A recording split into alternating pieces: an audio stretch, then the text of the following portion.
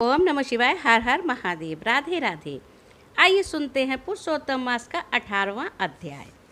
इस प्रकार उस ब्राह्मण के विलाप को सुनकर दसों दिशाओं में गरजता हुआ मेघ बादल आया। उस मेघ से पर्वतों को कंपायमान करता हुआ तीक्ष्ण स्पर्श करता हुआ बड़े वेग से वायु चलने लगी और अत्यंत जोर से वहाँ बिजली चमकने लगी और मेघ शब्द से चारों दिशाएं पूरित हो गईं। इस प्रकार एक मास तक ऐसा जल वर्षा कि सारी पृथ्वी जल से भर गई, परंतु पुत्र शोक की अग्नि से तपे हुए उस ब्राह्मण को कुछ भी मालूम ना हुआ। न उसने पानी पिया, न भोजन किया। पुनः पुनः इस प्रकार पुकारते हुए ही उसको पूरा मास बीत गया। वह मास श्री कृष्ण भगवान का प्रिय पुरुषोत्तम मास था, जो अनजाने में ही उस ब्राह्मण से पुरुषोत्तम मास की सेवा हो गई, जिससे अत्यंत प्रसन्न होकर श्री कृष्ण भगवान प्रकट हो गए।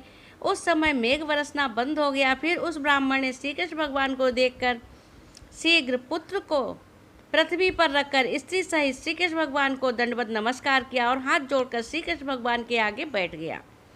अनजाने में पुरुषोत्तम मास के सेवन से प्रसन्न होकर भगवान अमृतवाणी से बोले, हे सुदेव, तुम धन्य हो और अत्यंत भाग्यवान हो। जो कुछ होने वाला है सुनो। मैं कहता हूँ, हे ब्राह्मण, तेरे इस पुत्र की 12,000 वर्ष की आयु होगी।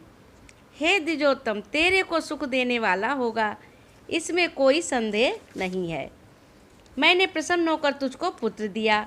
नारायण कहने लगे, हे नारद, भगवान के इतना कहने पर वह ब्राह्मण पुत्र जीवित होकर उठ बैठा और ब्राह्मण और उसकी स्त्री दोनों ही पुत्र को देखकर महा आनंदित हुए और देवता भी पुष्पों की वर्षा करने लगे। सुखदेव ने उन दोनों माता पिता तथा श्रीहरि को नमस्कार किया और गरुड़ भी पुत्र सहित ब्राह्मणों को देखकर अत्यंत प्रसन्न हुआ।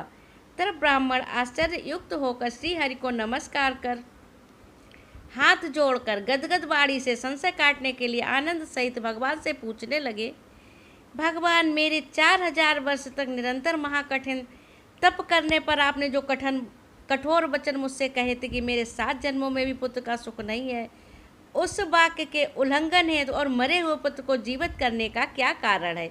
इसके आगे की कथा हम जानेंगे 19वें अध्याय में। ओम नमः शिवाय। हर हर महादेव। राधे राधे।